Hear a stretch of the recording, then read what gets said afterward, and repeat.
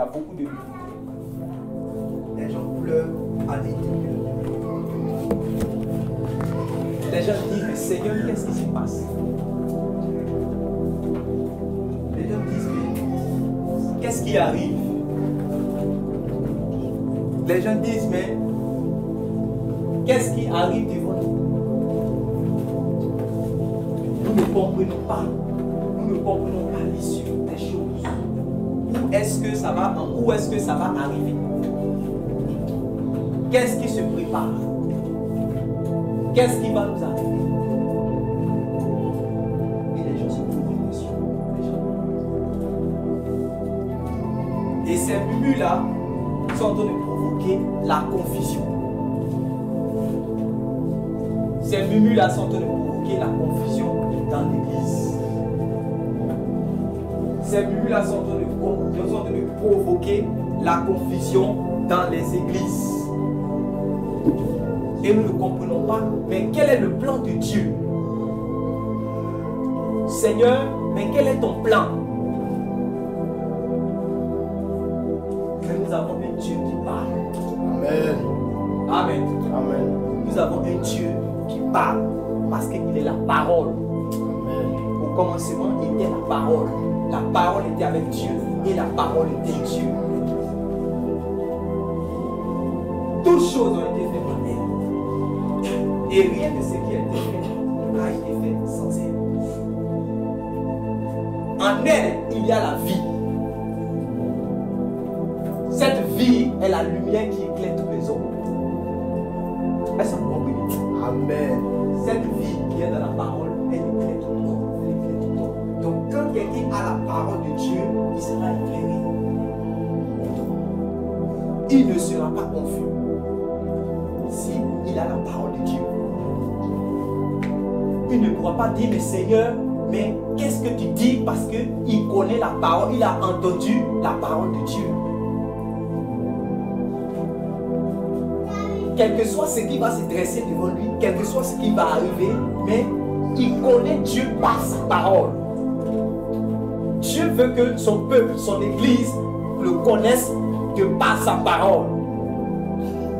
On va connaître les plans de Dieu. Il dit quoi? Je ne change pas.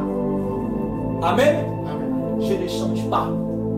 Donc ça veut dire que si tu connais Dieu, sa manière, il connaît sa manière de faire les choses, alors c'est-à-dire qu'il ne change pas. C'est-à-dire que si tu l'as connu là, tu le connais pour toujours.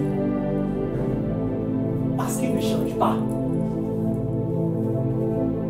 Quand vous allez voir quelque chose se passer, vous allez savoir que Dieu est ici. Parce que vous connaissez cette manière de Dieu de se manifester comme ça.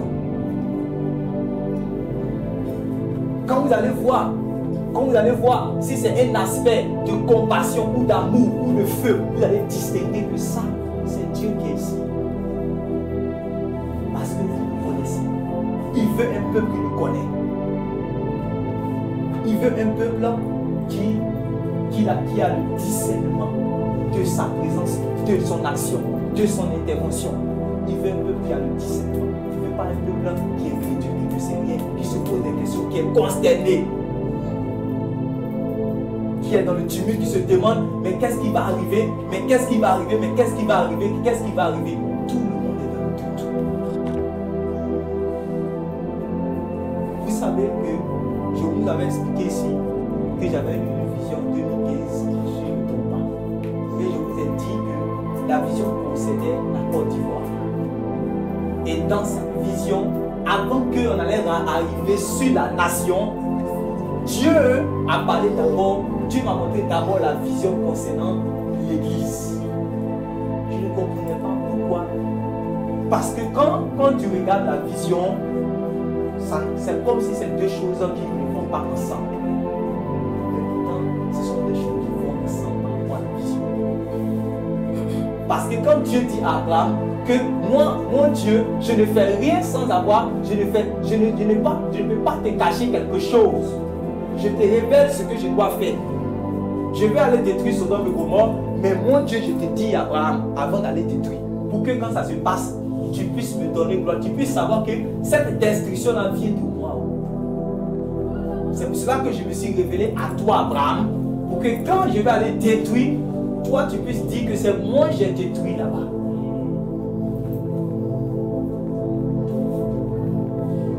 Donc, je ne comprenais pas par rapport à l'église, mais quand j'ai vu, j'ai compris maintenant. Et l'église n'arrive pas en fait à discerner les choses. L'église n'arrive pas à discerner les choses. Et c'est ce qui s'est passé en 2010. Les gens ont jeté les Bibles. Les gens ont abandonné Jésus. Les gens étaient découragés parce qu'ils ont vu des personnes qui ont dit que voix de l'Éternel, là, on l'a vaincu. Les gens sont venus. Les gens sont venus, ils sont venus, ils pensaient qu'en réalité, ce qu'ils avaient vu allait se réaliser à l'instant même. Ils n'ont pas discerné les choses. Quand on est dans la confusion, on confond la vision à la prophétie. Quand on est dans la confusion, on confond le songe à la prophétie. Quand on est dans la vision, c'est-à-dire que nos désirs, notre volonté, notre souhait, nos émotions, nos sentiments, notre patriotisme, ça commence à dominer la parole de Dieu quand on est dans la confusion. On ne sait pas quel est le côté de Dieu. On ne sait pas Dieu est venu dans le monde pourquoi. On ne sait pas Dieu a envoyé sa parole pourquoi. Quand on est dans la confusion, on est dans le mélange. Le sentiment, les émotions prennent le dessus. Le patriotisme, ça prend le dessus. Le sang humain, le naturel prend le dessus sur la parole qui est spirituelle. Sur la prophétie qui est spirituelle. Et c'est pour cela qu'on est dans la confusion. C'est pour cela qu'on est dans la confusion. Sinon, comment Dieu peut parler et puis quelqu'un va prendre la parole de Dieu pour aller son orgueil? L'orgueil, là, ça vient de Dieu. Ça vient des sentiments. Ça vient de la disposition de son cœur.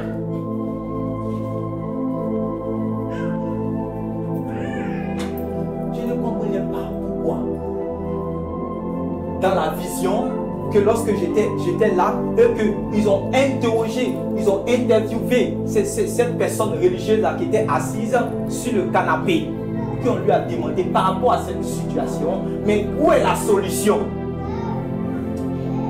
Et je vois cette guide religieuse, cet homme religieux en train de débattre avec les spécialistes en la matière, en train de débattre avec les politiciens, en train de débattre avec les politologues, en train de débattre avec les médias. Tu connais la politique plus que les médias. Jésus t'a envoyé, il t'a donné le Saint-Esprit pour décortiquer la politique. Jésus t'a donné le Saint-Esprit pour décortiquer le climat socio-politique. Il t'a donné l'onction pour ça. Ou bien il t'a donné l'onction pour que tu puisses faire entrer les gens au ciel.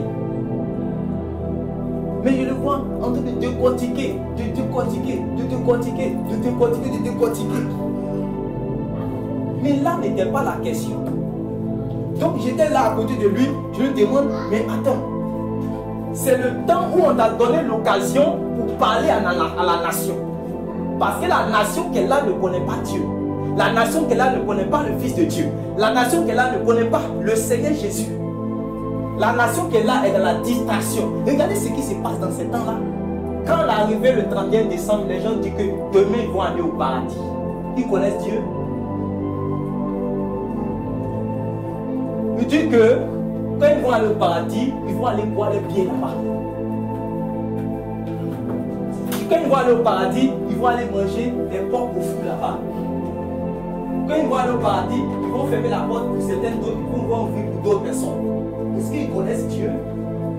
La Côte d'Ivoire ne connaît pas Dieu. Et il faut que les choses arrivent pour que la Côte d'Ivoire connaisse Dieu. La Côte d'Ivoire ne connaît pas Dieu. Et il faut que les choses arrivent pour qu'ils se rendent conscience de qui est ce Dieu dont la Bible parle. C'était le moment où on devait faire connaître Jésus. C'était le moment où on devait montrer que la solution de l'humanité, c'est Jésus. C'était le moment où on devait dire qu'il y a dans le cœur des hommes un vide. ce vide-là, aucun parti politique ne pourra combler cela. Aucun idéal des normes ne pourra combler cela. Aucune pensée ne pourra combler cela. L'argent ne pourra pas combler. L'or ne pourra pas combler. Les trésors ne pourront pas combler ces choses. Il y a un vide dans le cœur des hommes. C'est pour cela qu'elle pense que, par exemple, qu'elle est dans la prostitution, plus elle va se prostituer, plus elle va se prostituer, plus son corps va se prostituer. Elle dit qu'à un certain moment, elle va pouvoir entreprendre, elle va pouvoir avoir des moyens, de l'argent, la voiture, et ses problèmes vont finir, mais ces problèmes ne finissent pas. Parce qu'il y a en elle un vide. Elle se dit que oui, si je prends plusieurs hommes, je vais aller avec plusieurs hommes, avec un autre, après encore avec un autre, je serai comblé, mais elle est toujours vide. Il a dit que dans la boisson là, quand il va commencer à boire cette boisson, qu'il va prendre cette boisson, il va prendre une gorgée, deux gorgées, il va oublier ses problèmes, mais il n'arrive pas à s'en sortir, parce qu'il y a en lui toujours un vide. Il faut dire aux hommes que ce vide là, c'est Jésus. Il faut aller dire que ce vide qui doit être comblé, c'est Jésus qui doit combler ce vide. Mais on n'a pas dit cela à la nation. On a commencé à sympathiser. On a commencé à faire de la complaisance. On a commencé à rentrer dans l'émotion. On a commencé à rentrer dans le patriotisme. On a commencé à rentrer dans le sensationnel. On a commencé à rentrer dans la politique, à débattre même avec les médias. Ça n'apportera rien dans les cœurs. Ça ne changera pas les vies. Ça ne transformera pas les cœurs. Ça ne va pas circoncire les cœurs. La Côte d'Ivoire a besoin de Jésus. Nos familles ont besoin de Jésus. Nos voisins ont besoin de Jésus. Nos collègues ont besoin de Jésus. Et c'est le temps pour lui maintenant de débattre. Et j'étais là, je ne comprenais pas. Mais il a dit, c'est le temps où tu dois parler de Jésus. Il faut dire que c'est Jésus. Mais il ne veut pas dire Jésus. Il ne m'entend pas. Puisque j'étais dans l'esprit à côté de lui.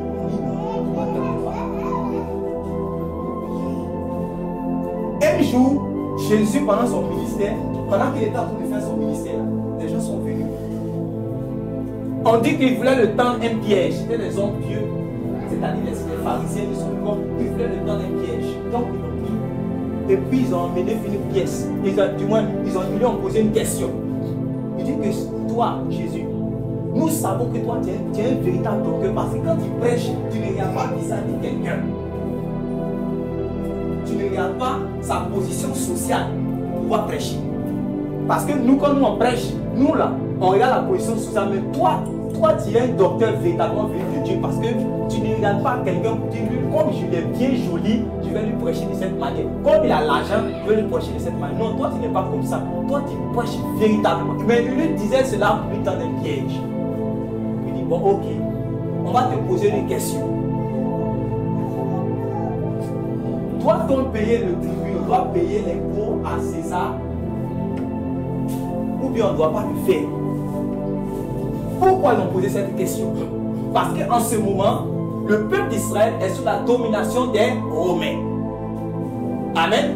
Et en même temps, il y a des prophéties que les prophètes que Dieu a envoyés en Israël, qui ont annoncé que Israël sera libéré de leurs ennemis.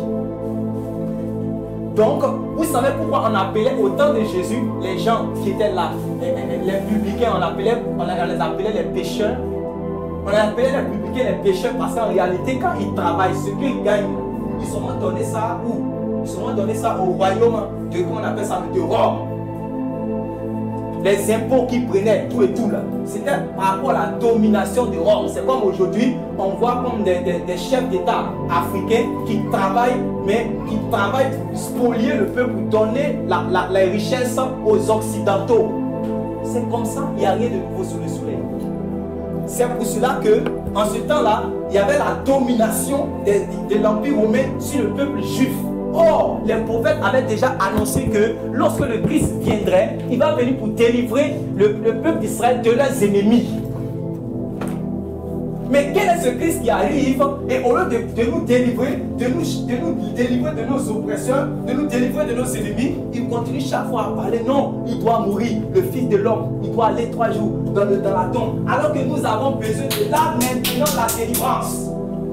Nous avons besoin d'être libérés du joug des Romains. Nous sommes fatigués de payer les tributs à César, les impôts. Nous sommes fatigués. Nous sommes chez nous. On ne possède pas notre propre pays. Nos propres terres sont spoliées. On ne possède pas notre propre pays. On est comme des étrangers chez nous-mêmes.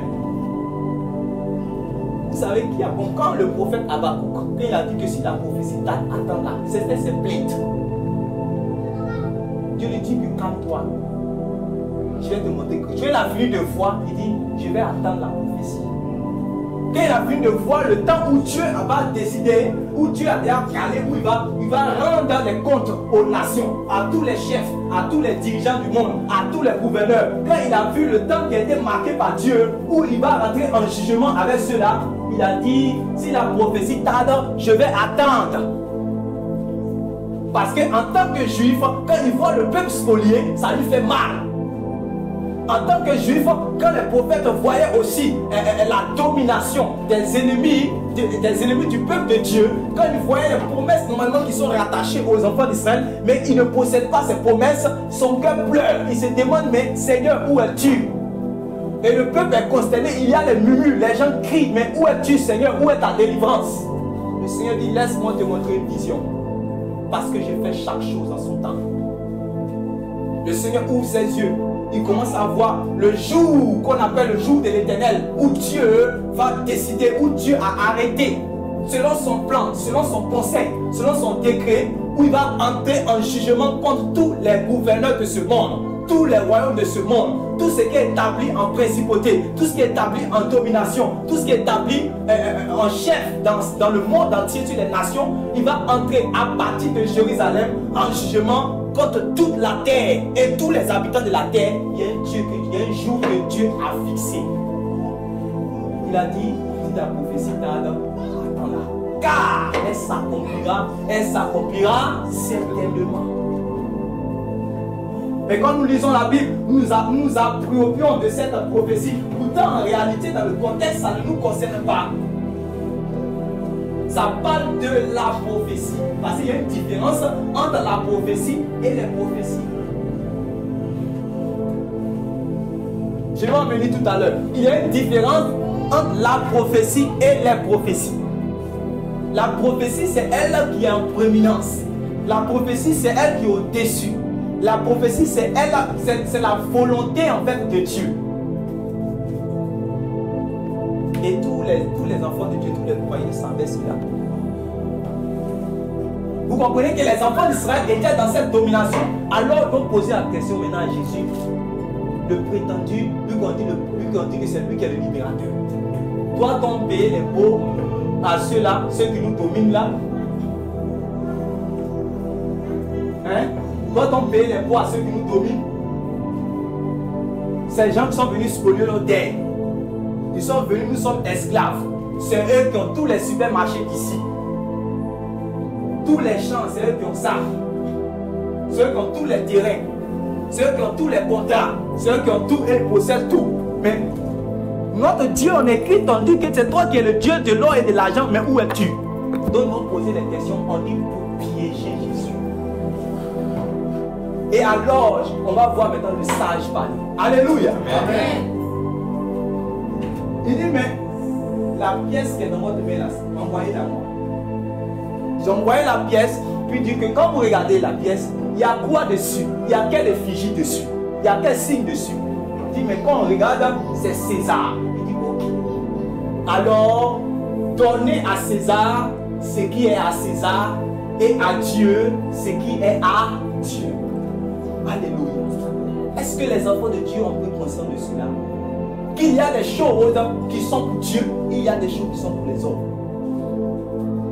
Il y a des choses qui sont les priorités de Dieu, il y a des choses qui sont les priorités des hommes. Il y a des choses qui appartiennent à Dieu, il y a des choses que Dieu vraiment n'a pas le temps à peine avec ça. Il dit à Dieu ce qui est à Dieu et à César ce qui est à César. Quand la Bible dit ça, on dit tout le monde là, il avait la bouche fermée. Ils n'ont plus continué à discuter avec lui. Parce que Jésus voulait leur apprendre quelque chose. Il savait que lui, on dit le salut vient des Juifs, non? Si Jésus voulait rentrer dans le patriotisme, quand cette question a été posée, il a dit non. C'est notre pays. on ne doit pas payer l'impôt. Quand le patriotisme, le sentimentalisme prend le dessus, tu ne peux pas être dans la position de Dieu, mon ami. Tu ne peux pas être dans la volonté de Dieu. Ce que je dis, c'est choquant, mais c'est la vérité. Parce que Jésus est juif. Oh. Jésus qui parlait là-bas, il était juif. Il est né d'une vierge qui est juif. Donc, de manière charnelle, c'est un juif de la tribu de David. Pourquoi il n'a pas défendu sa patrie? Et puis il a pris la position de Dieu. Et puis il a pris la volonté de Dieu pour répondre. Si vous voulez se laisser emporter par ses émotions, si vous voulez se laisser emporter par le sentimentalisme, c'est ça qui fatigue les pasteurs. C'est ça qui fatigue les prophètes d'aujourd'hui. C'est ça qui fatigue les enfants de Dieu aujourd'hui. Il dit à César ce qui est à César et à Dieu ce qui est à Dieu. Il a fini de dire ça. Personne n'a pu parler. On doit comprendre les choses. Le même Jésus, pendant qu'il est en train de parler sur les affaires de son royaume, lui, il est en train de parler sur les affaires de son royaume. Il y avait des personnes qui étaient en train de l'écouter. Et parmi ceux qui étaient en train de l'écouter, deux frères étaient assis. Ces deux frères-là disent, il y a un qui a dit dedans, Seigneur, mais lui là, notre papa a donné héritage et lui ne veut pas me donner ma part. Est-ce que vous comprenez cela? Seigneur, qu'est-ce que tu veux dire par rapport à cela? Le Seigneur Jésus dit, moi je suis venu, mais qu'est-ce que quelqu'un m'a établi juge de vos biens et de votre héritage? Est-ce que quelqu'un m'a établi juge de ça? Maintenant je vous pose la question. Celui qui a pris l'héritage de son frère, est-ce qu'il a raison? Je vous pose la question, est-ce qu'il a raison? Non. Je ne sais pas si vous me comprenez. Il a pris l'héritage de son frère, il l'a gardé.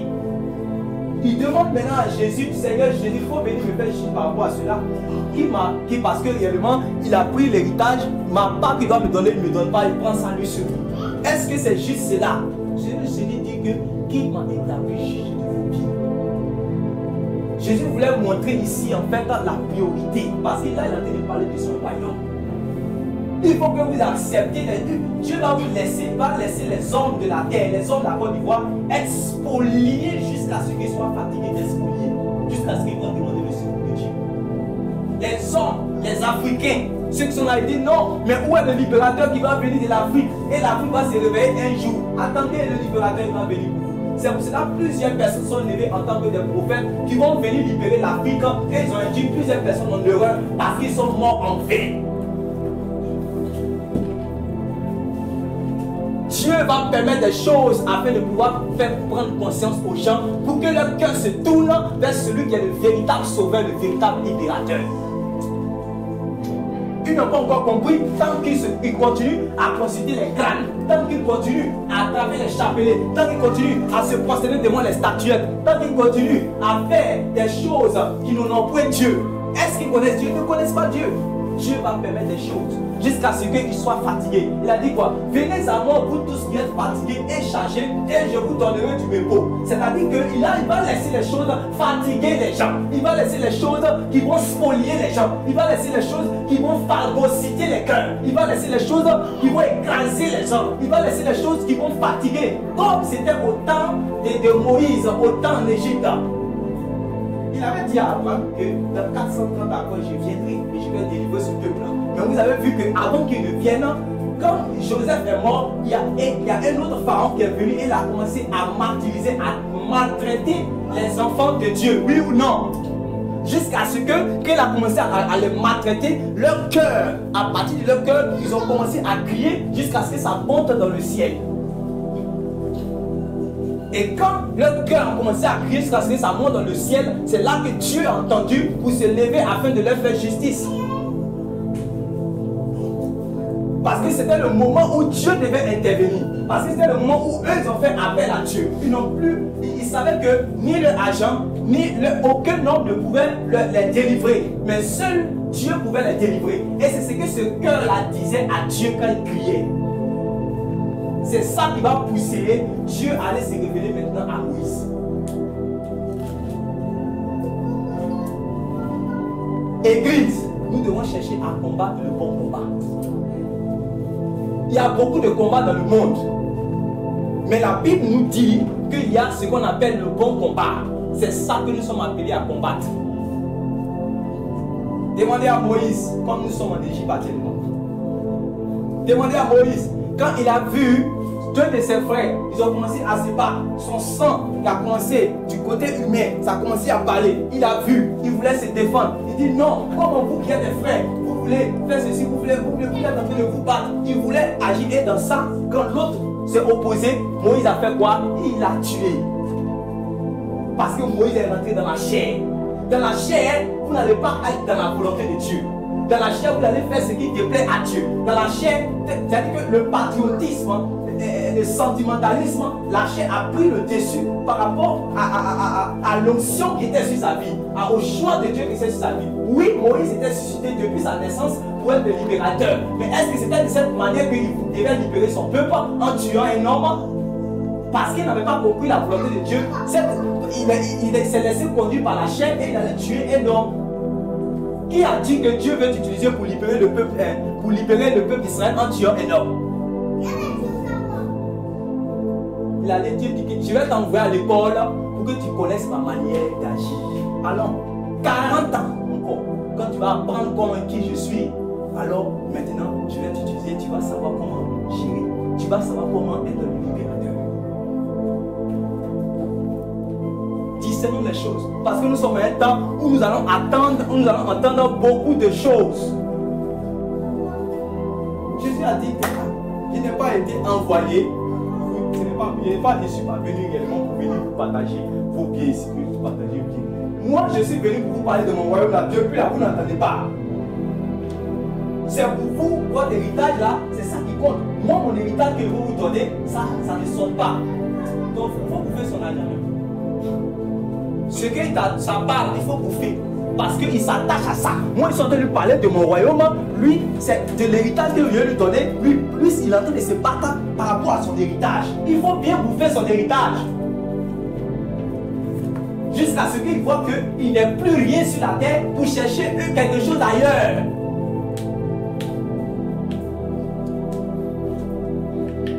Église, où est ton héritage? Où est ton héritage? Où places-tu ta confiance? Où places-tu tes biens? Où places-tu ton trésor? Tant que réellement tu vas dire que c'est ici, je vais réaliser, je vais faire ceci, je vais faire cela, je vais faire cela, Dieu va envoyer des gens. Il va envoyer des gens. Pour que ton espérance là puisse se placer sur lui. Parce que c'était au moment où le Seigneur est en train de dire les choses, en train de donner des promesses. Vous savez, quand quelqu'un veut poser sa candidature, quand vous lisez dans Matthieu chapitre 5, la prédication du Seigneur Jésus ressemble à quelqu'un qui est en train de battre une campagne. Comme on voit les politiciens aujourd'hui. Il a vu tous les gens ont fait, tous les gens ont commencé à ils ont dit voici, que les gens étaient dans les problèmes. Donc qu'est-ce qu'il allait? Il allait battre sa campagne. Il est rentré dans les villes où il y a les. C'est-à-dire que c'est où il y a les gens, où il y a beaucoup de personnes. Et puis il est venu leur faire connaître réellement lui sa pensée, son idéal, son idéologie, sa doctrine, sa pensée, sa vision. Et il est venu leur promettre, tu heureux les témoigner. Parce qu'il sait qu'actuellement là, il dit heureux les pauvres. Il sait qu'actuellement ils sont en train de marketer les pauvres. Il va vers les pauvres pour aller chez chacun les pauvres. Les gens sont spoliés, les gens sont découragés, les gens sont abattus. Les gens même ont faim, il va vers eux. Et puis maintenant, il va vers eux, ils va leur faire les promesses afin qu'ils puissent adhérer à sa vision. Afin qu'ils puissent adhérer à son idéologie. Afin qu'ils puissent adhérer à sa pensée. Et lui, il a parlé de son royaume. Quand il va venir pour installer son mandat là, lui, son mandat n'aura pas de fin. Amen. C'est là qu'il dit que moi, mon royaume, heureux ceci. Si vous vous attachez à moi, je vais vous donner ceci.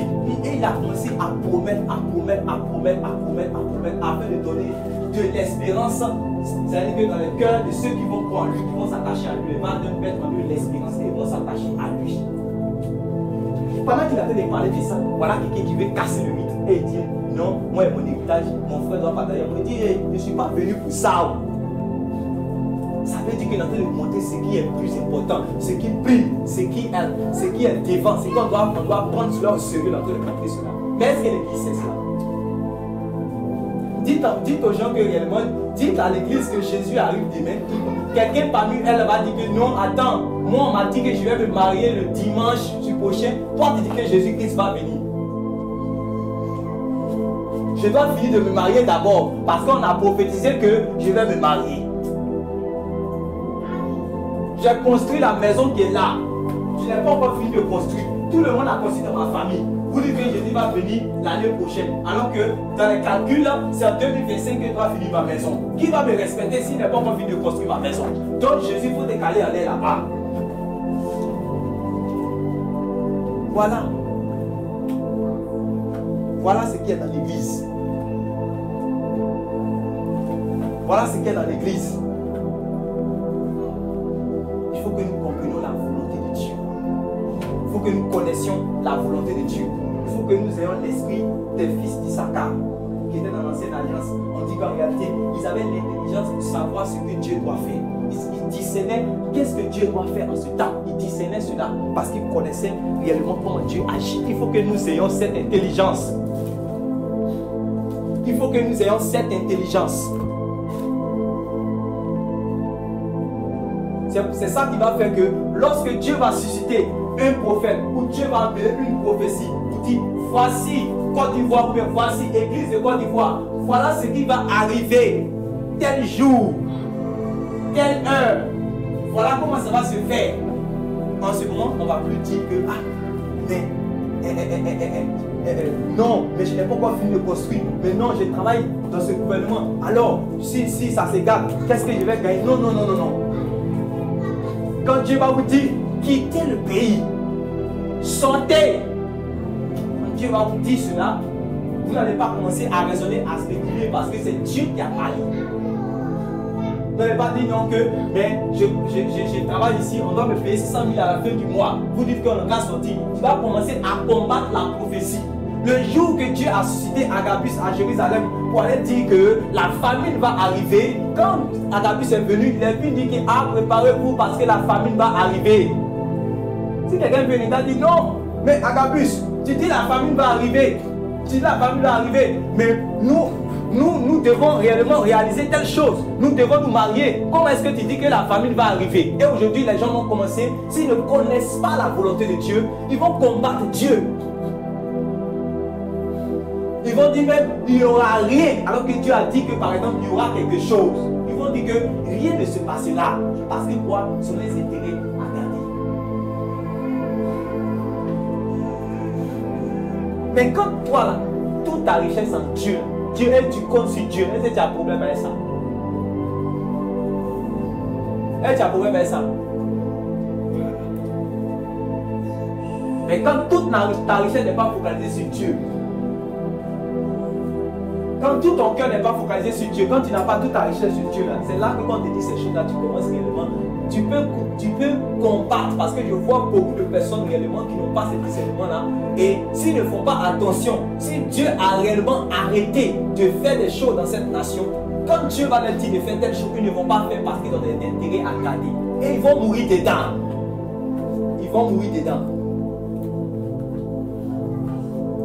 Parce qu'ils n'ont pas écouté Dieu à cause de leur bien. Mais Dieu est de l'Église. Connaissons la volonté de Dieu. Connaissons Dieu. Connaissons ce que réellement il veut faire. Puis ne mélangeons pas les choses. Sachons à combattre le bon combat. Mourons Église pour la bonne cause. Des gens vont venir dans cette période pour vous appeler à aller mourir pour un homme. Malheur à vous si vous placez votre confiance en un homme et que vous mourrez pour lui. Le seul homme qui a donné sa vie pour nous et pour qui nous devons vivre, c'est le Seigneur Jésus-Christ. C'est lui qui tient ses promesses. C'est lui là réellement que tu peux miser ta vie pour lui. Parce que lui il a déjà misé sa vie pour toi.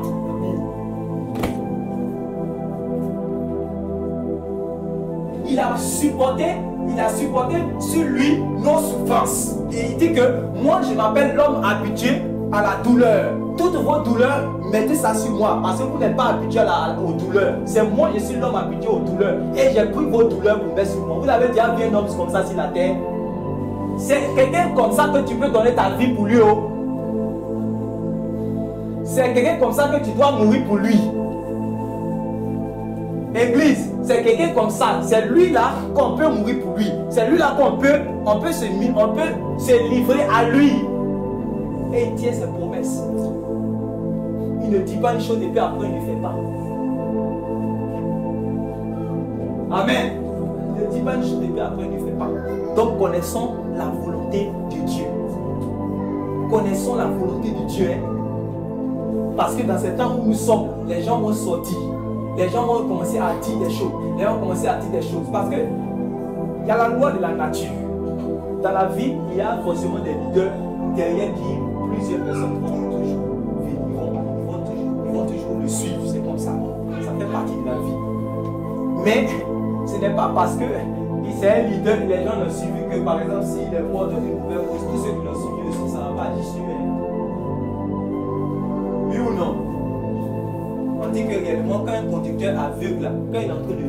Quand il est aveugle, et que réellement il a attrapé quelqu'un qui suffit pour avoir peur, là c'est quand lui tombe dans la force, l'autre ça ne tombe pas aussi. Il ne tombe pas aussi.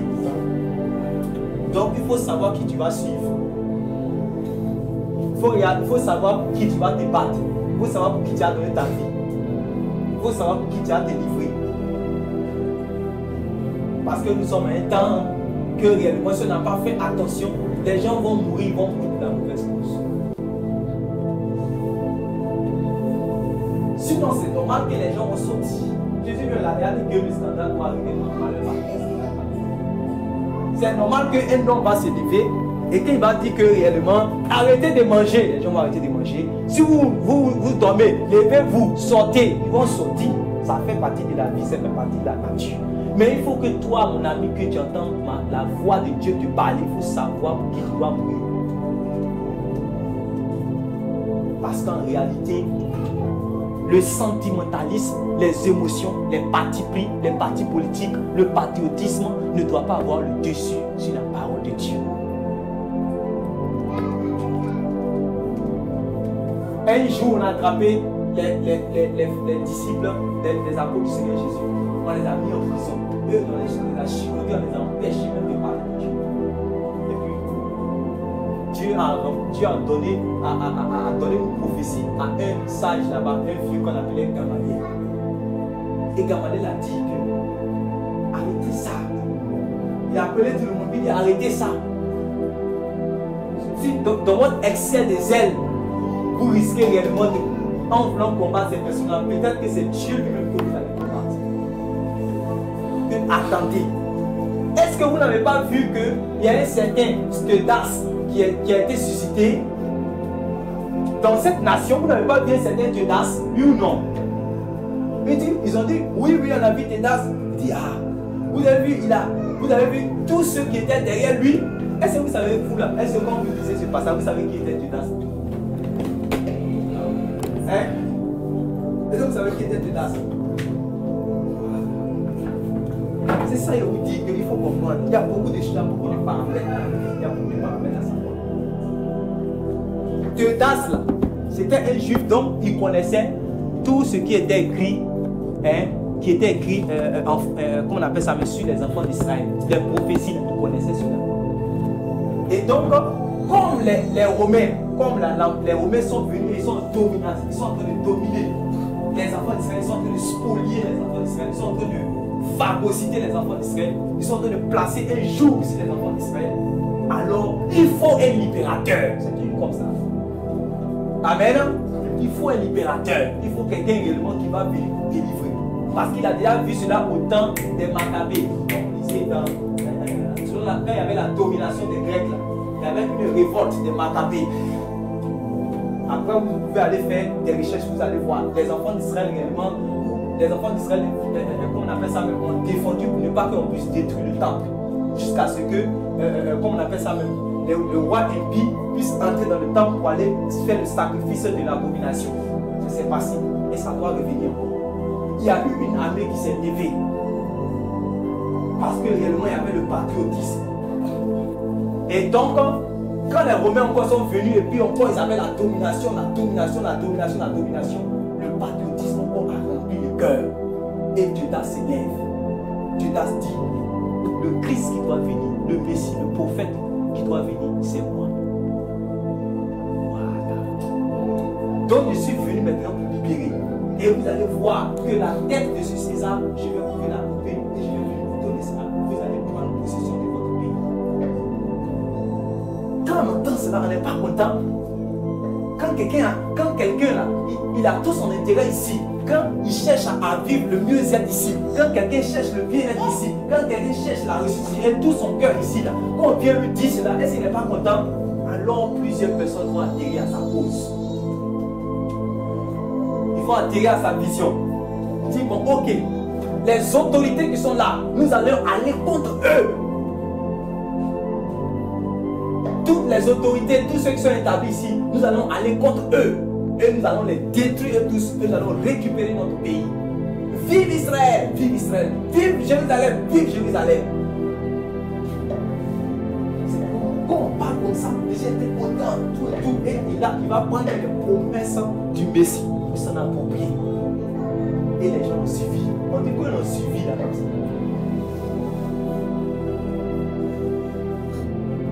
Ce à quoi ils s'attendaient, leur espérance, parce qu'ils ont mis leur espérance dans un homme, c'est-à-dire que c'était lui qui allait venir pour les délivrer. Souvenez-vous de cette parole.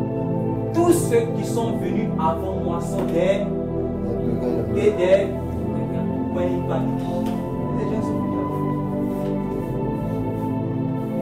gens qui sont venus avant lui, mes amis. Il y a beaucoup de personnes. Parce qu'ils étaient fatigués, ils attendaient le libérateur qui allait venir véritablement les libérer. Aujourd'hui, en Côte d'Ivoire ici, les gens s'attendent à un homme qui va venir accorder une paix éternelle à la Côte d'Ivoire. Un homme va venir vous donner une paix éternelle. Montrez-moi cet homme. Montrez-moi cet homme qui va venir dans cette nation et il n'y aura plus la faim. Montrez-moi cet homme qui va venir dans cette nation et il y aura une joie dans les cœurs. Montrez-moi un homme qui va venir dans cette nation et les prostituées vont changer, vont devenir des saintes femmes. Montrez-moi cet homme qui va venir dans cette nation et les femmes ne vont plus pleurer dans leur foyer à cause de l'adultère de leur mari. Montrez-moi, je vous en prie, montrez-moi. Ils s'attendent à une homme solution qui arrive. Ils s'attendent à quelqu'un qui va venir et tous les problèmes de la Côte d'Ivoire vont disparaître. Montrez-moi. Mes frères, notre candidat c'est Jésus. Amen. Notre président c'est Jésus. Amen. Et son mandat n'aura pas de fin. Amen. Tu meurs pour lui, là, tu vas tout au paradis. Amen. Tu meurs en lui, tu vas tout au paradis. Amen. Il faut savoir. Il faut comprendre cela. Il faut savoir et il faut comprendre cela. On dit ce Tédas l'a attrapé. Vous savez ce qu'ils ont fait? Donc, voir, on a décapité sa tête. Ils ont ramené cela à Jérusalem. Tous ceux qui étaient avec lui aussi, ils ont tous oublié. Bon, ils sont morts là. Ils sont morts où? Et c'est ceux-là qu'on crucifiait. La crucifixion, c'était la crucifixion là. Hein, ça, la crucifixion, c'était un supplice en fait que les Grecs et les Romains sont venus avec. Et c'est ceux qui sont les bandits. Vous voyez ceux qui ont été crucifiés à côté de Jésus là. C'est pas parce qu'ils sont allés voler marmite. C'est ce qu'on faisait à ceux réellement qui veulent s'opposer à l'autorité. Les rebelles, ceux qui veulent s'opposer à l'autorité. Ceux réellement qui veulent comment on appelle ça, mais attaquer l'autorité. Parce que l'autorité voit directement son ennemi. Donc il faut l'enlever automatiquement. Donc une manière de montrer aux autres que si quelqu'un s'est amusé encore à aller faire bon, il va passer par là. C'est pour ça qu'on les tuait de cette manière. Et c'est de cette mort-là que notre Seigneur Jésus est mort. Ceux qui étaient à côté là, c'est parce que réellement, eux aussi, il y avait toujours des révoltes. C'est pourquoi pourquoi on parle des bandits? C'était des gens réellement qui suscitaient des émeutes pour qu'on puisse délivrer les enfants d'Israël des Romains. C'est pour cela que les soldats les tuaient mal. Des gens vont se lever un matin sans aucun mandat, sans aucune commission, sans aucune grâce, sans aucun appel, sans aucune parole de Dieu pour aller parler à une autorité. C'est quel problème tu cherches? C'est quel problème tu cherches? Qui t'a envoyé? Qui t'a parlé? Qui t'a donné son mandat? Qui t'a donné sa commission? Qui t'a donné sa parole? Pour que tu te lèves un matin, tu fasses une vidéo et tu parles directement à une autorité. Qui t'a envoyé? Qui est derrière toi? Derrière chaque autorité, il y a une puissance spirituelle. Qui est derrière toi? Toi qui est derrière toi? Il y a une autorité derrière toi. Le jour où Élie s'est levé pour aller parler à Akab, il y avait quelqu'un qui était derrière lui. Au moment où Élie est venu là, il y avait les véritables prophètes qui étaient là. Ce n'est pas parce que quelqu'un ne s'est pas encore levé pour parler à Akab qu'il n'y avait pas les véritables prophètes. Mais le temps n'était pas encore venu. Celui qui avait cette grâce pour parler directement à Akab, il n'était pas encore prêt. Dieu devait équiper, Dieu devait préparer, Dieu devait positionner les choses. Est-ce que vous comprenez cela? Sinon, il y avait les vrais prophètes. Tout le monde ne peut pas s'élever comme ça un bon matin. Même dans les villages, quand il y a parlé au village, quand même n'importe quel individu ne peut pas s'élever comme ça pour aller parler au roi. On prend des personnes. On prend des personnes réellement, soit avec une personne qui est peut-être un dignitaire, un homme ou bien un vieillard, qui a une certaine autorité dans le village pour parler au roi, pour répondre au roi. Sinon, qui peut s'élever comme ça? Toi, tu es là comme ça, tu te lèves un matin, tu fais. Les gens vont se créer des problèmes cadeaux. Amen. Amen. Les gens vont se créer des problèmes cadeaux. Sinon, l'injustice qui est dans ce monde-là, nous voyons il y a l'injustice dans ce monde. Nous ne supportons pas aussi l'injustice. Mais il faut que aussi nous voyons ces choses-là pour que nous sachions que réellement ce monde est un monde d'injustice. Est-ce que vous comprenez cela? Tout ce que Dieu nous demande, partout où nous sommes, manifestons la lumière de Dieu. Mais réellement, ce n'est ni par la force, ni par la puissance. Ce n'est ni par la force, ni par la puissance. Ce n'est ni par la force, ni par la puissance. Ce n'est ni par la force, ni par la puissance, mais par mon esprit, dit le Seigneur. Le jour que Moïse ne savait pas s'il allait tuer quelqu'un, il allait faire 40 ans d'apprentissage. Quand il a compris, il n'a pas tué quelqu'un. Et il a libéré quand même. Quand Moïse allait, Dieu dit à Moïse, je t'envoie devant Pharaon. Il dit quoi? Dieu d'abord, je t'envoie devant Pharaon. Dieu dit quoi? Parce qu'il connaît Pharaon. Il dit Seigneur, mais je ne peux pas aller comme ça devant Pharaon. Il dit que c'est moi Dieu maintenant je t'envoie. Tu connais Abraham, non? Tu connais Isaac, tu connais Jacob. C'est moi je suis le Dieu. Je vais dire aux enfants d'Israël que le Dieu d'Abraham, le Dieu d'Isaac et le Dieu de Jacob, je suis avec vous. Quand Moïse a compris cela, il dit attends, regarde le bâton, fais ceci, miracle. Il dit voilà, je suis avec toi. Tu vas manifester ma puissance. Là, il a été commissionné, mandaté, envoyé. Quand il a compris ça, il allait directement dire sans permission, il est rentré. Lui, il était le wanted, recherché, comme on appelle ça même en Égypte, fugitif. Le voici maintenant qui rentre comme ça. Un fugitif qui rentre. Est-ce que vous comprenez qui est derrière lui? Un fugitif qui rentre là où réellement il est recherché. Parce qu'il avait une autorité plus puissante derrière lui. Avec lui, en lui, sur lui. Puis il est rentré. Il rentre directement au palais. Il dit, Dieu a dit, il faut libérer mon peuple. Alléluia. Amen. Qui lui a donné cette autorité? Qui lui a donné? Il avait dit même à Dieu que je ne sais même pas parler. Dieu dit, attends, tu vas te donner même un porte-parole. Et j'ai ma puissance avec toi. Va, tu vas libérer mon peuple. C'est là que vous allez comprendre que derrière une autorité, il y a une puissance. Même les autorités maintenant, quand il a pris bâton, quand il a déposé comme ça bâton, quand il a déposé réellement le bâton, vous avez vu que le bâton est devenu un serpent. quand le bâton est devenu un serpent, est-ce que tout le monde a commencé à trembler pour fuir? Pharaon a fui, Pharaon n'a pas fui. On dit, il a appelé Dieu de ces gars là-bas. Il dit, venez. Eux ils pensent que miracle là, c'est eux seulement qui font. Déposer les serpents ici aussi, les bâtons ici aussi, ils ont déposé les bâtons. C'est pas devenu serpent. Ça veut dire que les autorités sont assises sur quelque chose. Si pour toi n'est pas plus puissant que toi, tu as mouru cadeau. Les autorités versent le sang. Les gens là de ce monde, ils tyrannisent, ils dominent. Ils marchent avec les forces des ténèbres pour avoir plus de puissance. Pour être toujours à la tête. Pour dominer toujours plus des autres. Ils font allégeance à Satan. Ils cherchent à verser le sang. Ils cherchent, mais qui sera réellement le sacrifice qu'on va encore verser son sang pour lui? Qui veut venir, on va verser son sang encore? On a besoin plus de sacrifices. Ils ont derrière eux les entités démoniaques. Comment vous voyez que les gens qui arrivent, dès qu'ils s'assoient sur le trône, ils changent de mentalité. On dit qu'il était bon, il était venu pour le dès qu'il arrive, il change de mentalité. Si Dieu n'est pas spécifiquement fondément derrière les gens, il va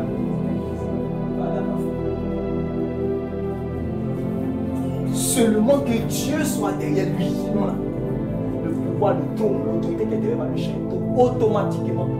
Vous n'allez pas comprendre, mais c'est pas lui on avait voté, c'est pas lui on avait mis notre esprit. Il a changé complètement.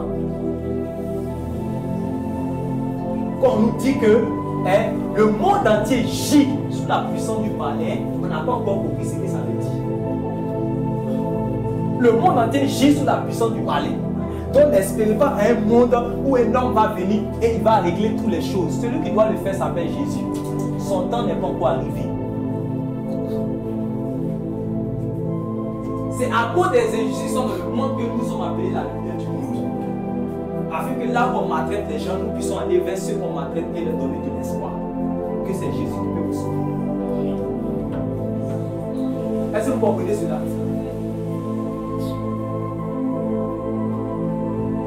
Plusieurs fois, quand ils ont commencé encore à résister à Moïse, ils ont fait plusieurs fois aussi, ils ont arrêté les choses, ils ont continué à résister à Moïse parce que réellement aussi il y avait une puissance derrière. Jusqu'à ce que Dieu manifeste la 10e plaie. C'est là que Dieu a dit maintenant à Moïse, va le dire que réellement il est libéré ton peuple parce que réellement Israël est mon premier-né. S'il ne fait pas cela, alors il va comprendre ce qu'il a montré. Et c'est là que Moïse a fait ce qu'on appelle la Pâque.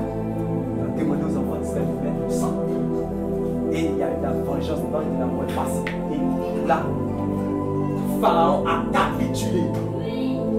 Alléluia. Amen. Frère, Pharaon a capitulé. Pourquoi? Parce que Dieu avait dit que c'était le moment où il devait capituler, c'est terminé.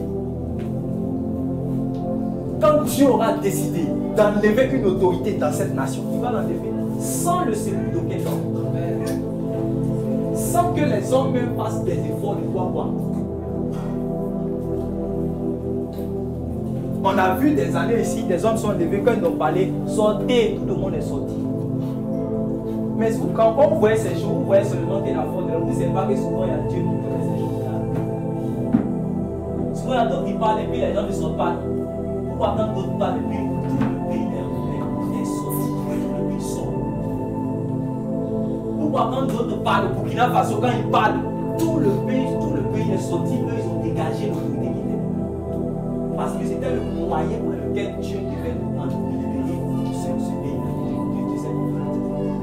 C'était le moyen de c'était le moyen pour Dieu, c'est-à-dire que pour qu'il puisse enlever cette autorité. Pas, en tout cas, de sa manière qu'il va faire, que ce soit par la guerre, que ce soit par le peuple, il va le faire.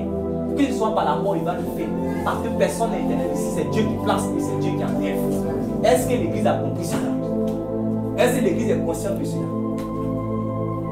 C'est ça. Nous devons mener les faux combats.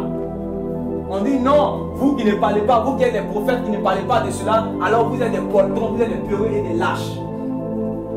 Mais quand Jésus lui-même qui est le véritable prophète, le plus grand des prophètes, lui-même qui est fils de Dieu, dès qu'il est venu, il allait dans le palais de Pilate. Pourquoi il est parlé là-bas? C'est seulement la croix qu'il a envoyé là-bas, sinon il n'allait même pas partir là-bas. À chaque fois, on lui demande, lui-même, il se dit que à donner à César ce qui est à César et à Dieu ce qui est à Dieu. Moi, je sais ce qui est ce qu'il fait. C'est la croix qui l'envoie au palais. On n'a pas été envoyé, chacun à sa grâce. Tous les hommes de Dieu n'ont pas été appelés pour venir parler au président de la République comme il a été celui qui a parlé à Cam. Comme Jean-Baptiste a été celui qui a parlé à Hérode. Comme on a vu ça dans la Bible, Jean-Baptiste allait parler à Hérode, chacun va se lever pour aller mettre problème et malédiction sur sa tête. Tout le monde regarde, ils n'ont même plus la possibilité de prier pour le président de la République. Pourquoi? Parce que réellement, leurs cœurs sont remplis de haine, de sentimentalisme. J'ai écouté un témoignage dernièrement où la première dame, l'ex-première dame, disait qu'elle était en prison. Dieu lui a dit au prier pour cet homme-là. Dis quoi? Dieu, tu n'as pas vu quand il est venu, puis il nous a bombardés. Comment on va prier pour lui? Il dit que oui. Et c'est lui à cette créature de Dieu. Tu dis quoi? Même ceux qui sont avec lui, quand Dieu les a dit, sont ma créature aussi. Prie pour eux. Et vous connaissez Dieu même. Il est bizarre, hein?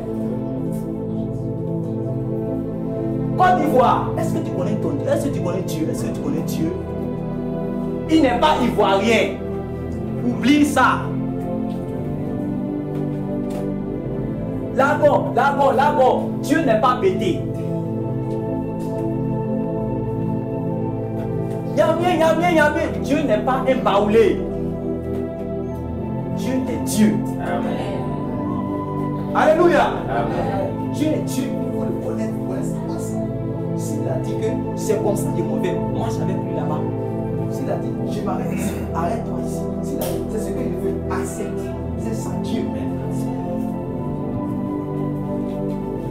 C'est ça qu'on appelle Dieu. Sinon, si on ne maîtrise pas cela, ce sera la confusion. Voilà pourquoi Dieu voit les larmes, Dieu voit la confusion, Dieu voit la consternation, Dieu voit les gens commencer à rendre l'âme de terreur. Alors que même les plus grandes tribulations ne sont même pas encore arrivées dans le monde. C'est à cause des politiques. Vous n'avez rien vu encore. Mais vous n'avez rien vu. Dernièrement, j'ai regardé une émission, j'ai vu tout en haut de nous ici au Burkina Faso. Ils ont commencé une persécution là-bas, les gens ont commencé à fuir le nord pour aller en bas. Les gens ont commencé à fuir le nord pour aller en bas. Vous comprenez?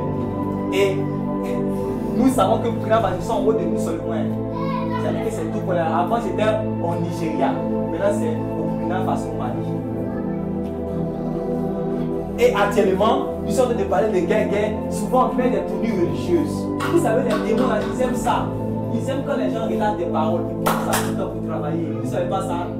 Quand les gens disent on va tuer tous les chrétiens, on va tuer tous les catholiques, on va tuer tous les ceci, les ceci, il va mélanger ça va pour faire guerre religieuse. Et ça arrive encore une fois ici. On va voir qui est qui. On va voir qui va se gonfler dans cette nation. On va voir qui va se réclamer pour dire que je suis ceci, je suis cela. On verra.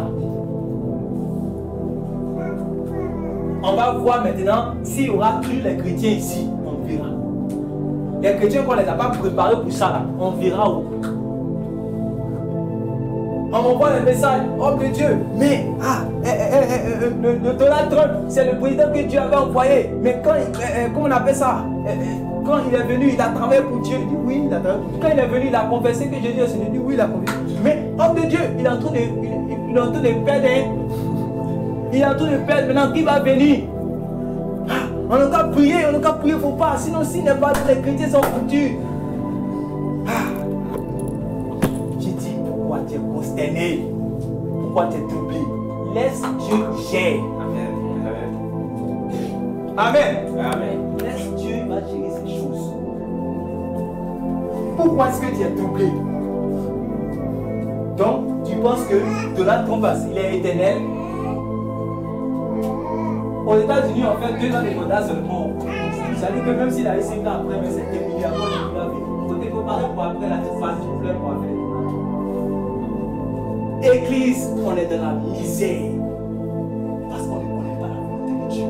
Parce qu'on ne connaît pas les plans de Dieu.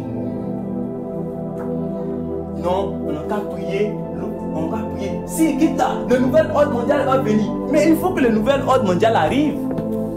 Pour que Jésus vienne les traiter. Église, il faut que ça arrive. Il faut que le nouvel ordre mondial arrive pour que nous on ait notre délivrance, hein. Pour qu'on quitte ce monde enfin, pour aller dans le royaume qui nous appartient.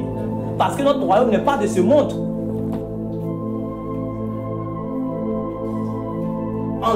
C'est-à-dire, quelles que soient les prières que nous allons faire, il y a une prière là. À la fin, tu dois faire. Vous n'avez pas remarqué ça quand vous priez. Tu pries, tu pries, tu pries, tu pries, tu pries, tu pries, tu pries, tu pries, tu pries, tu pries, et tu pries, et tu pries. Mais à la fin, tu dis cette prière, tu dis Amen. Dieu. Est-ce que vous comprenez ce qu'il dit? Amen. Vous avez compris, non? Oui. Voilà, c'est ça, il parle. C'est ça qui est la prophétie. C'est ça, la volonté de Dieu. Amen. Sa volonté prime. Vous comprenez cela? Voilà. C'est sa volonté. Donc ne mélangeons pas les choses. Après Teudas, il y a un autre qui est venu chez dans le Galiléen. Même chose. Les gens sont enterrés, ils sont venus enterrer à son parti. Lui, il est rentré plus dans l'affaire de la politique avec ce qu'on appelle les zélotes. Vous avez entendu dans la Bible les zélotes, non? On les appelle en fait les zélotes, veut dire les zélés en fait. C'est-à-dire des patriotes.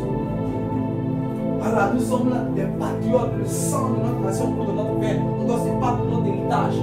Il y avait quelqu'un qu'on a, un disciple qu'on appelait quoi? Simon les zélotes. Simon les zélotes. Simon le patriote. Mais quand il a entendu la cause de Jésus, quand il a entendu le mandat de Jésus, quand il a entendu la vision de Jésus, quand il a entendu le royaume de Jésus, il a abandonné l'autre vision là. Il dit ça, pour lui là, en tout cas pour lui là, je vais mourir pour sa cause. Sinon il était zélé pour son peuple. Simon le zélote, les Canaanites. Vous comprenez cela? Voilà. Amen. Contre nos ennemis, nous n'avons aucune force. Ce n'est que Dieu qui vient pour nous délivrer de nos ennemis. Est-ce que vous comprenez cela? Contre une entité, contre une autorité, contre une principauté, ce n'est que il faut qu'il y ait le bras étendu de Dieu sur toi. Quand le bras étendu de Dieu est quitté dans le sein de Dieu pour venir vers toi, tu auras forcément la victoire sur cet ennemi. Et quand ce bras-là tarde, Dieu te demande d'attendre. Il te demande d'attendre. Attendre jusqu'à ce que son bras maintenant qui était loin soit rapproché pour t'apporter la délivrance, pour t'apporter la guérison, pour t'apporter la restauration, pour t'apporter la vie, pour t'apporter le meilleur, pour t'apporter le bonheur, pour t'apporter la paix, pour t'apporter la joie, pour t'apporter la quiétude, pour t'apporter la sécurité. C'est son bras qui doit être étendu. C'est son bras qui doit être étendu. Nous sommes dans un monde en guerre. Nous sommes dans un combat. Les forces des ténèbres sont liées contre nous. Jésus nous dit que quand il nous envoie porte des agneaux au milieu de nous. Donc on a comme l'impression que d'autres sont déjà plus faibles. Et c'est nous. Mais nous comptons maintenant sur Dieu. Sinon nous sommes déjà des loups contre des agneaux. Voilà. Il faut que l'Église sache cela. C'est ça qui va nous emmener à compter sur Dieu. Ça qui va nous emmener à nous attendre à lui. Ça qui va nous emmener à dépendre de lui. Est-ce que vous comprenez la parole de Dieu?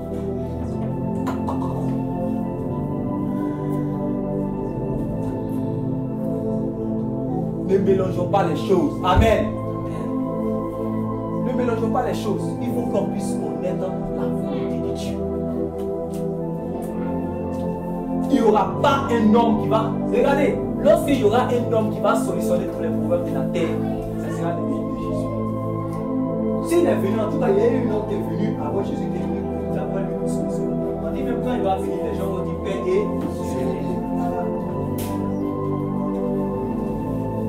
Donc ne nous attendons pas à quelqu'un qui va venir, oui, c'est comme ça. C'est vrai que Dieu suscite, il a ses plans dans les nations. Souvent il suscite des personnes qui viennent pour accomplir certaines volontés, pour combattre certaines actions du diable, tout et tout, tout et tout. Mais la chose là n'est pas éternelle. Mais lorsque tu ne comprends pas ce que la prophétie supplante les prophéties, que la vision qu'on appelle le plan de Dieu, ça supplante tout ce qu'on appelle les visions, tu comprends maintenant. Tu comprends maintenant. clarifier les choses.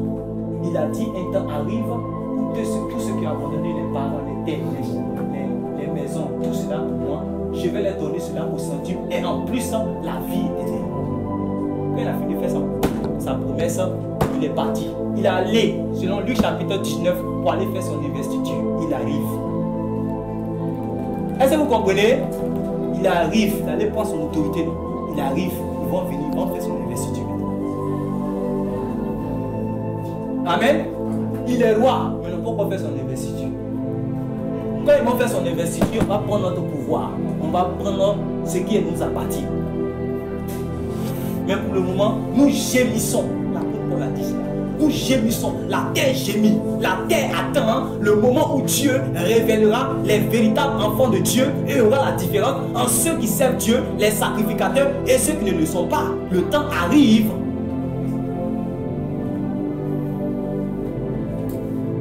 Ce temps arrive. Et c'est ce que nous devons prêcher aux gens. C'est ce que nous devons annoncer à nos frères Christ pour les établir dans la véritable, dans les voies de Dieu, pour qu'ils ne se perdent pas, pour qu'ils puissent comprendre l'évangile. Vous connaissez l'évangile, montrez-leur l'évangile, parlez-leur du royaume. Sinon, ils seront dans la frustration. C'est pour cela qu'il finit de servir Dieu. Quand il n'a pas de voiture, il voit l'autre personne en voiture, il pleure. Il dit Seigneur, mais pourquoi moi je n'ai pas de voiture? Mais pourquoi je n'ai pas de maison? Mais il ne sait pas que Dieu a fixé un temps où il va récompenser tous ses serviteurs, les petits et les grands, tous ceux qui l'ont servi, les prophètes, tous ceux qui ont marché fidèlement à lui. Il va les bénir, il va les bénir. Il a dit à ses apôtres, pourquoi vous pleurez? Vous dites, mais Seigneur, mais qu'en est-il de nous? Qu'est-ce qui va nous arriver? Qu'est-ce que nous allons avoir? Jésus a dit, mais calme-toi, le temps arrive. D'ailleurs, vous tous, vous allez porter réellement une croix que vous allez mourir de manière atroce, de certains gens. Vous tous, vous allez mourir. Alors, quand le temps des récompenses va arriver, je vais m'asseoir et vous serez aussi à mes côtés. Vous serez assis sur des trônes. Vous n'allez pas vous asseoir sur des chaises, vous allez vous asseoir à mes côtés sur des trônes. Si vous comprenez cela, ce temps arrive. Pourquoi nous sommes pressés? C'est ça Habakkuk a vu. Il dit sur la prophétie, c'est ça il parle, la prophétie. Le temps où le mystère de Dieu va s'accomplir. Où tu vas rentrer dans tes promesses, tu vas rentrer dans ces choses. Sinon, les choses que réellement Dieu nous a promis qu'on reçoit sur la terre, ce sont comme, on peut dire, c'est comme des primes. Ce sont des choses que réellement Dieu donne pour nous encourager dans le champ. Ce sont les choses que Dieu donne pour nous encourager à continuer réellement à travailler. Parce que quand tu es dans un champ, quand tu travailles dans le champ, ce que tu travailles, tu penses pour manger. Sinon, ce n'est pas ça qui est ton salaire. Est-ce que celui qui travaille dans la bananerie ou bien chose là, quand il mange banane là, c'est son salaire qui est là. C'est parce qu'il doit manger.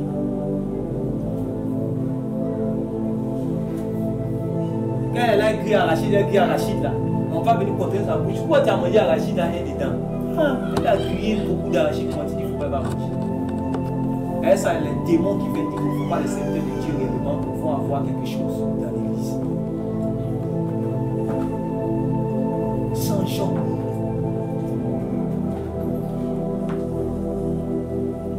Changeons. Quand ce temps-là sera établi, toutes choses, Dieu a déjà réservé un temps. Dieu a déjà réservé un temps. Donc, ne mélangeons pas les choses, connaissons quel combat nous devons mener. C'est clair? Comprenons quelle est la volonté de Dieu par rapport à notre nation. Prions. Je ne vous ai pas dit de baisser la garde. Parce qu'en toute chose, Dieu nous a donné d'être prudents comme des serpents. Amen. C'est pour cela que quand nous voyons le danger venir, on dit l'homme sait quand il voit le danger venir, il fait quoi? Il fait quoi? Il se prépare. Amen.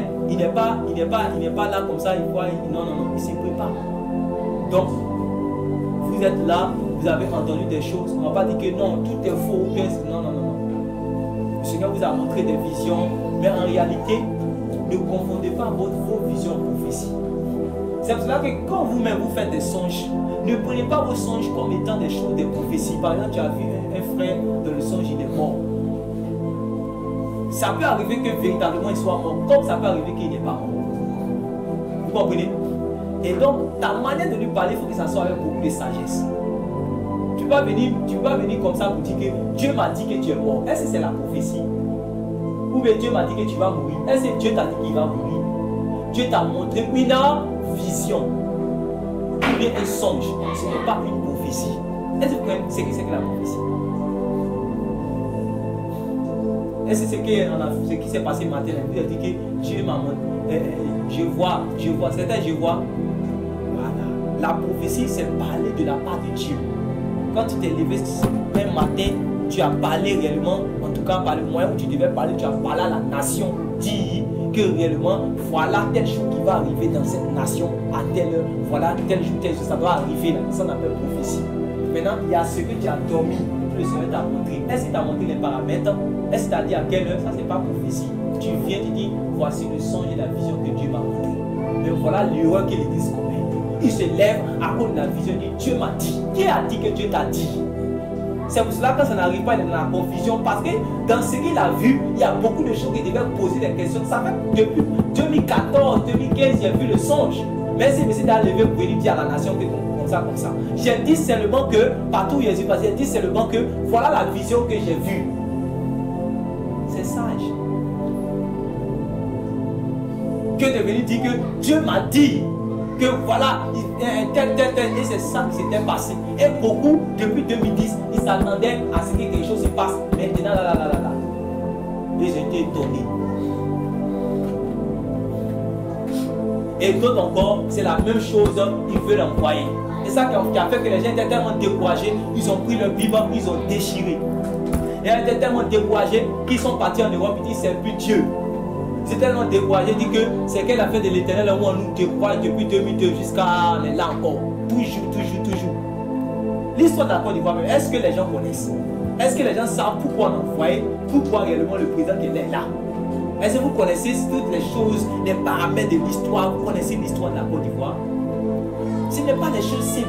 Donc, vous, ce qui vous concerne là, ce qui vous regarde là, travaillez à cela. Amen. Ce n'est pas facile de pouvoir discerner comme ça facilement l'histoire de la Côte d'Ivoire, ce qui va se passer demain, comme ça. Ce n'est pas des choses facilement, on se lève comme ça un matin comme ça, quand ça nous plaît, et puis on vient, on dit, on raconte des choses. Non, soyons beaucoup sages. Amen.